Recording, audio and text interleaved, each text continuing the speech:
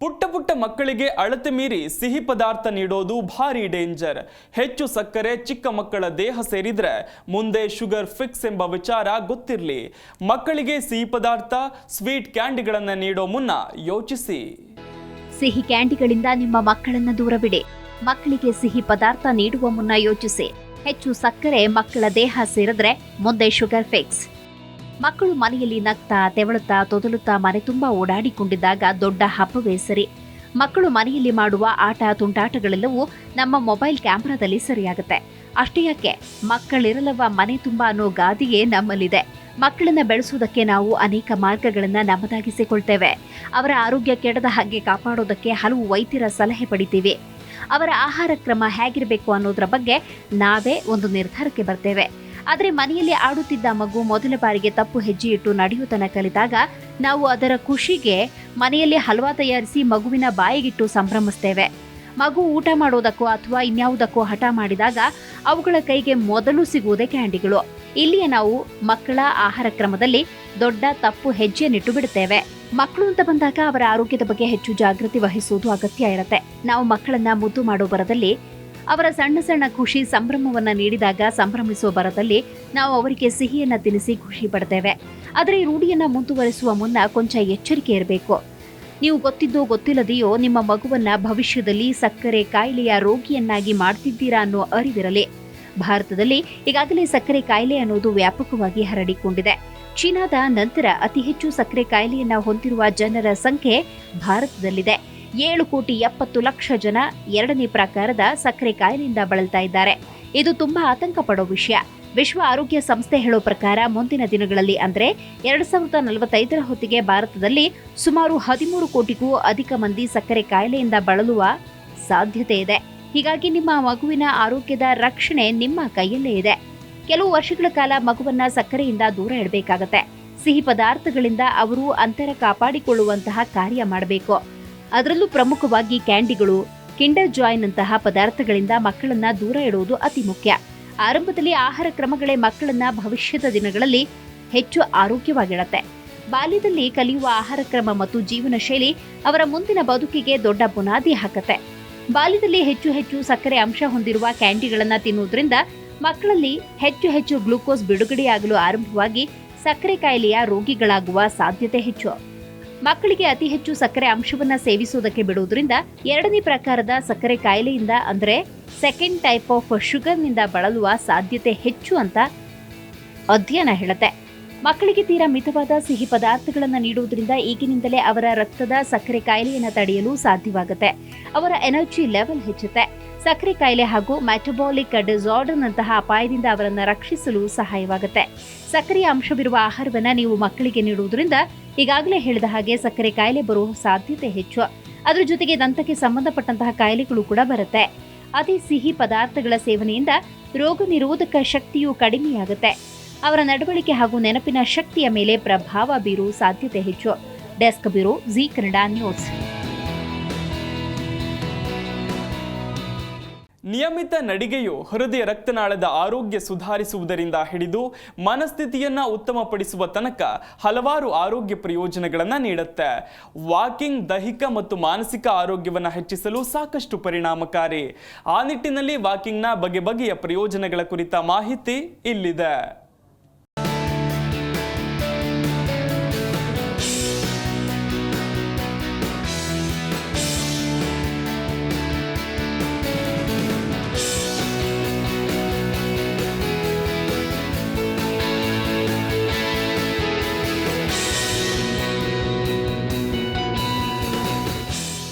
ನಿಯಮಿತವಾದ ನಡಿಗೆಯು ಹೃದಯ ರಕ್ತನಾಳದ ಆರೋಗ್ಯವನ್ನ ಸುಧಾರಿಸುವುದರಿಂದ ಹಿಡಿದು ಮನಸ್ಥಿತಿಯನ್ನ ಉತ್ತಮಪಡಿಸುವ ತನಕ ಹಲವಾರು ಆರೋಗ್ಯ ಪ್ರಯೋಜನಗಳನ್ನು ಉಂಟು ಮಾಡುತ್ತೆ. ನಡಿಗೆ ಅಂದ್ರೆ ವಾಕಿಂಗ್, ವ್ಯಾಯಾಮದ ಸರಳ ಮತ್ತು ಅತ್ಯಂತ ಸುಲಭ ರೂಪಗಳಲ್ಲಿ ಒಂದು.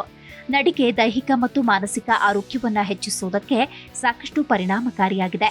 ಅದಕ್ಕೆ ಯಾವುದೇ ವಿಶೇಷ ಉಪಕರಣಗಳ ಅಗತ್ಯ ಇಲ್ಲ. ಬಹುತೇಕ ಜನ ಎಲ್ಲಿಯಾದರೂ ನಡೆಯಬಹುದು. ಆದರೂ ಉದ್ಯಾನವನಗಳು, ಹಚ್ಚ ಹಸುರಿನ ನಡುವೆ ನಡೆಯೋದು ಅತ್ಯುತ್ತಮ. ಎಲ್ಲ ವಯಸ್ಸಿನ ಜನರಿಗೆ ನಡಿಗೆ ಸೂಕ್ತವಾಗಿದೆ. ನಿಯಮಿತವಾದ ನಡಿಗೆಯು ಹೃದಯ ರಕ್ತನಾಳದ ಆರೋಗ್ಯವನ್ನ ಸುಧಾರಿಸುವುದರಿಂದ ಹಿಡಿದು ಮನಸ್ಥಿತಿಯನ್ನ ಉತ್ತಮಪಡಿಸುವ ತನಕ ಹಲವಾರು ಆರೋಗ್ಯ ಪ್ರಯೋಜನಗಳನ್ನ ಉಂಟು ಮಾಡುತ್ತೆ. ನಡಿಗೆ ಒಟ್ಟಾರೆ ಆರೋಗ್ಯವನ್ನ ಹೆಚ್ಚಿಸಿಕೊಳ್ಳುವುದಕ್ಕೆ ಬಯಸುವವರಿಗೆ ಅತ್ಯಂತ ಸೂಕ್ತವಾದ ಆಯ್ಕೆ.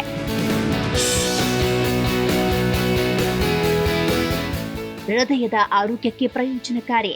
ಹೃದಯದ ಆರೋಗ್ಯಕ್ಕೆ ನಡಿಗೆ ಅತ್ಯುತ್ತಮ. ನಿಯಮಿತ ನಡಿಗೆ ಹೃದ್ರೋಗ ಮತ್ತು ಪಾರ್ಶ್ವವಾಯು ಅಪಾಯವನ್ನ ಕಡಿಮೆ ಮಾಡುತ್ತೆ ಅಂತ ಸಂಶೋಧನೆ ಹೇಳುತ್ತೆ. ಚುರುಕಾದ ಬಿರುಸು ನಡಿಗೆ ಹೃದಯವನ್ನ ಬಲಪಡಿಸಲು, ರಕ್ತ ಪರಿಚಲನೆ ಸುಧಾರಿಸುವುದಕ್ಕೆ ಮತ್ತು ಕಡಿಮೆ ರಕ್ತದೊತ್ತಡಕ್ಕೆ ಸಹಾಯ ಮಾಡುತ್ತೆ. ಇದು ಹೃದಯ ರಕ್ತನಾಳದ ಆರೋಗ್ಯಕ್ಕೆ ಅತ್ಯವಶ್ಯಕವಾಗಿದೆ. ಅಧ್ಯಯನಗಳ ಪ್ರಕಾರ ಪ್ರತಿದಿನ 30 ರಿಂದ 60 ನಿಮಿಷಗಳ ನಡಿಗೆಯಲ್ಲಿ ತೊಡಗುವುದರಿಂದ ಹೃದಯದ ಕಾಯಿಲೆಯ ಅಪಾಯವನ್ನ 19% ಕಡಿಮೆ ಮಾಡಬಹುದು. ನಡಿಗೆಯ ಸರಳ ಕ್ರಿಯೆ ಹೃದಯವನ್ನ ಮತ್ತು ಅದರ ಕಾರ್ಯವನ್ನ ಬಲಪಡಿಸುತ್ತೆ. ತೂಕ ನಿರ್ವಹಣೆಗೆ ಸಹಾಯಕಾರಿ. ನಡಿಗೆ ಕೂಡ ತೂಕ ನಿರ್ವಹಣೆಗೆ ಸಹಾಯಕವಾಗಿದೆ ಮತ್ತು ದೇಹದಲ್ಲಿ ಹೆಚ್ಚಾಗಿರುವ ಕೊಬ್ಬನ್ನು ಕಳೆದುಕೊಳ್ಳುವುದಕ್ಕೆ ಸಹಾಯ ಮಾಡುತ್ತೆ. ಓಟ ಅಥವಾ ಜಿಮ್ ವರ್ಕೌಟ್ಗಳಿಂದ ಬಿರುಸು ಕಡಿಮೆ ತೀವ್ರವಾಗಿದ್ರೂ ಬಿರುಸು ನಡಿಗೆಯ ಮೂಲಕ ಕ್ಯಾಲರಿಗಳನ್ನ ಪರಿಣಾಮಕಾರಿಯಾಗಿ ಕರಗಿಸಬಹುದು. ನಡಿಗೆ ದೇಹದ ಚಯಾಪಚಯ ಕ್ರಿಯೆಯನ್ನ ಅಂದ್ರೆ ಮೆಟಬಾಲಿಕ್ ಪ್ರೋಸೆಸ್ ಅನ್ನ ಸುಧಾರಿಸುತ್ತೆ. ಅಂದ್ರೆ ದೇಹವು ಕ್ಯಾಲರಿಗಳನ್ನ ಹೆಚ್ಚು ಪರಿಣಾಮಕಾರಿಯಾಗಿ ದಹಿಸುತ್ತೆ. ಇದಲ್ಲದೆ ಮಧುಮೇಹ ಸೇರಿದಂತೆ ಬೊಜ್ಜು ಸಂಬಂಧಿತ ಪರಿಸ್ಥಿತಿಯನ್ನ ತಡೆಯುತ್ತೆ.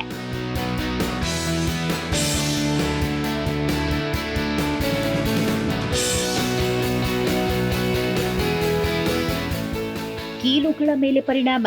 ನಡಿಗೆಯು ಕೀಲುಗಳ ಮೇಲೆ ಮೃದು ಪರಿಣಾಮವನ್ನು ಉಂಟು ಮಾಡುತ್ತೆ. ಆದ್ದರಿಂದ ನಡಿಗೆ ಸಂಧಿವಾತ ಅಥವಾ ಕೀಲು ನೋವಿನ ಸಮಸ್ಯೆ ಇರುವ ಜನರಿಗೆ ಸೂಕ್ತ. ನಡಿಗೆಯು ಬಾಧಿತ ಪ್ರದೇಶಗಳಿಗೆ ರಕ್ತದ ಹರಿವನ್ನ ಹೆಚ್ಚಿಸುತ್ತೆ ಮತ್ತು ಬಿಗಿತವನ್ನ ನಿವಾರಿಸುವುದಕ್ಕೆ ಸುಧಾರಿಸಲು ಸಹಾಯ ಮಾಡುತ್ತೆ. ಮೂಳೆ ಸಾಂದ್ರತೆಯನ್ನ ಕಾಪಾಡಿಕೊಳ್ಳುವುದಕ್ಕೆ ನಡಿಗೆ ದೇಹವನ್ನ ಉತ್ತೇಜಿಸುತ್ತೆ. ರೋಗ ನಿರೋಧಕ ವ್ಯವಸ್ಥೆಯನ್ನ ವರ್ಧಿಸುತ್ತೆ. ನಡಿಗೆಯಂತಹ ನಿಯಮಿತ ದೈಹಿಕ ಚಟುವಟಿಕೆ ದೇಹದ ರೋಗ ನಿರೋಧಕ ವ್ಯವಸ್ಥೆಯನ್ನ ವರ್ಧಿಸುತ್ತೆ.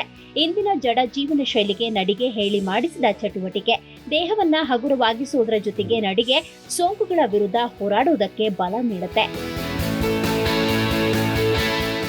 ನಡಿಗೆಯು ಜೀರ್ಣಕ್ರಿಯೆಗೆ ಪರಿಣಾಮಕಾರಿ. ಊಟದ ನಂತರ ನಡಿಗೆ ನಿರ್ದಿಷ್ಟವಾದ ಹೊಟ್ಟೆ ಮತ್ತು ಕರುಳಿನ ಮೂಲಕ ಆಹಾರವನ್ನ ಹೆಚ್ಚು ವೇಗವಾಗಿ ಚಲಿಸುವ ಮೂಲಕ ತ್ವರಿತ ಜೀರ್ಣಕ್ರಿಯೆಗೆ ಸಹಾಯ ಮಾಡುತ್ತೆ. ಇದು ಹೊಟ್ಟೆ ಉಬ್ಬುವುದು, ಅಸ್ವಸ್ಥತೆ, ಮಲಬದ್ಧತೆಯಂತಹ ಸಮಸ್ಯೆಯನ್ನ ಕಡಿಮೆ ಮಾಡುತ್ತೆ. ನಿಯಮಿತ ವಾಕಿಂಗ್ ಕರುಳಿನ ಕ್ಯಾನ್ಸರಿನ ಅಪಾಯವನ್ನ ಕಡಿಮೆ ಮಾಡುತ್ತೆ.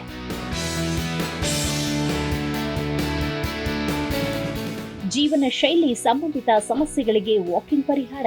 ತಕ್ಷಣದ ಆರೋಗ್ಯ ಪ್ರಯೋಜನಗಳನ್ನ ಮೀರಿ ವಾಕಿಂಗ್ ಹಲವಾರು ದೀರ್ಘಕಾಲದ ಕಾಯಿಲೆಗಳ ಅಪಾಯವನ್ನ ಕಡಿಮೆ ಮಾಡುತ್ತೆ. ಉದಾಹರಣೆಗೆ ವಾಕಿಂಗ್ ಟೈಪ್ 2 ಮಧುಮೇಹ, ಅಧಿಕ ರಕ್ತದೊತ್ತಡ, ಕೆಲವು ಕ್ಯಾನ್ಸರ್ಗಳನ್ನ ತಡೆಗಟ್ಟುವ ಚಟುವಟಿಕೆಯಾಗಿದೆ. ಹಾಗೆಯೇ ಇನ್ಸುಲಿನ್ ಸೂಕ್ಷ್ಮತೆಯನ್ನ ಸುಧಾರಿಸುವುದಕ್ಕೆ, ಕೊಲೆಸ್ಟ್ರಾಲ್ ಮಟ್ಟವನ್ನ ಕಡಿಮೆ ಮಾಡುವುದಕ್ಕೆ, ಜೀವನ ಶೈಲಿ ಸಂಬಂಧಿತ ಸಮಸ್ಯೆಗಳಿಗೆ ವಾಕಿಂಗ್ ಪರಿಹಾರವಾಗಿದೆ. ಮನಸ್ಥಿತಿಯ ಮೇಲೆ ಸಕಾರಾತ್ಮಕ ಪರಿಣಾಮ. ನಡಿಗೆಯು ಮನಸ್ಥಿತಿಯ ಮೇಲೆ ಸಕಾರಾತ್ಮಕ ಪರಿಣಾಮ ಬೀರುತ್ತೆ. ದೈಹಿಕ ಚಟುವಟಿಕೆಯು ತೃಪ್ತಿಕರ ಹಾರ್ಮೋನ್ ಎಂಡೋರ್ಫಿನ್ನ ಬಿಡುಗಡೆಯನ್ನು ಉತ್ತೇಜಿಸುತ್ತೆ. ಇದು ನೈಸರ್ಗಿಕವಾಗಿ ಮನಸ್ಥಿತಿಯ ಸುಧಾರಕ ರಾಸಾಯನಿಕವಾಗಿದೆ. ನಿಯಮಿತವಾಗಿ ನಡಿಗೆ ಮಾಡುವ ಜನರು ಸಾಮಾನ್ಯವಾಗಿ ಸಂತೋಷಕರವಾಗಿ, ಹೆಚ್ಚು ಆಶಾವಾದಿಗಳಾಗಿ ಮತ್ತು ಕಡಿಮೆ ಒತ್ತಡವನ್ನ ಹೊಂದಿರುತ್ತಾರೆ. ಖಿನ್ನತೆ ಮತ್ತು ಆತಂಕದ ಲಕ್ಷಣಗಳನ್ನು ನಿರ್ವಹಿಸುವಲ್ಲಿ ವಾಕಿಂಗ್ ಪ್ರಬಲ ಸಾಧನ. ಪ್ರತಿದಿನ ಕನಿಷ್ಠ 30 ನಿಮಿಷಗಳ ವೇಗದ ನಡಿಗೆ ಸೌಮ್ಯದಿಂದ ಮಧ್ಯಮ ಖಿನ್ನತೆಗೆ ನೈಸರ್ಗಿಕ ಔಷಧಿಯಂತೆ ಪರಿಣಾಮಕಾರಿಯಾಗಿದೆ. ಹೊರಾಂಗಣದಲ್ಲಿ ನಡೆಯುವುದು, ಅದರಲ್ಲಿಯೂ ವಿಶೇಷವಾಗಿ ಹಸಿರ ನಡುವೆ ಪ್ರಕೃತಿಯಲ್ಲಿ ನಡೆಯುವುದು ಹಿತಕಾರಿ. ಯಾಕಂದ್ರೆ ನೈಸರ್ಗಿಕ ಪರಿಸರ ವಿಶ್ರಾಂತಿಯನ್ನ ಉತ್ತೇಜಿಸುತ್ತೆ, ಒತ್ತಡವನ್ನ ಕಡಿಮೆ ಮಾಡುತ್ತೆ, ಯೋಗಕ್ಷೇಮವನ್ನ ಹೆಚ್ಚಿಸುತ್ತೆ. ಎಲ್ಲಕ್ಕಿಂತ ಮುಖ್ಯವಾಗಿ ಹಿತಕರ ಭಾವನೆಯನ್ನ ವಾಕಿಂಗ್ ಸೃಜಿಸುತ್ತೆ. ಮನಸ್ಸಿನ ಸೃಜನಶೀಲ ಚಿಂತನೆಯನ್ನ ಉತ್ತೇಜಿಸುತ್ತೆ. ಈ ಅಭ್ಯಾಸವನ್ನ ಇತಿಹಾಸದುದ್ದಕ್ಕೂ ಪ್ರಸಿದ್ಧ ವಿಜ್ಞಾನಿಗಳು ಮತ್ತು ಚಿಂತಕರು ರೂಢಿಸಿಕೊಂಡಿದ್ದಾರೆ. ಉದಾಹರಣೆಗೆ ಆಲ್ಬರ್ಟ್ ಐನ್ಸ್ಟೈನ್, ಚಾರ್ಲ್ಸ್ ಡಾರ್ವಿನ್ ದೈನಂದಿನ ನಡಿಗೆಯ ಮೂಲಕ ಬದುಕಿಗೆ ಸ್ಫೂರ್ತಿಯನ್ನ ಕಂಡುಕೊಂಡವರು. ಸೃಜನಾತ್ಮಕ ಸವಾಲುಗಳನ್ನು ಎದುರಿಸ್ತಾ ಇರುವ ಅಥವಾ ತಾಜಾ ದೃಷ್ಟಿಕೋನದ ಅಗತ್ಯವಿರುವ ಯಾರಿಗಾದರೂ ನಡಿಗೆಯು ಹೊಸ ಆಲೋಚನೆಗಳನ್ನ ಮೂಡಿಸುವಂತೆ ಮಾಡುತ್ತೆ.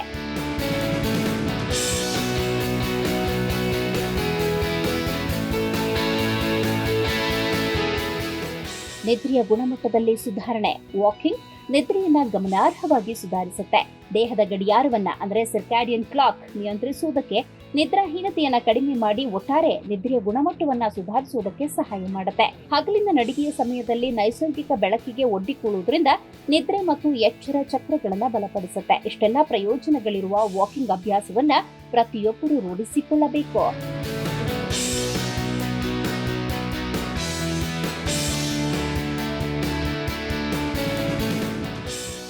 Desk bureau, Zee Kannada news.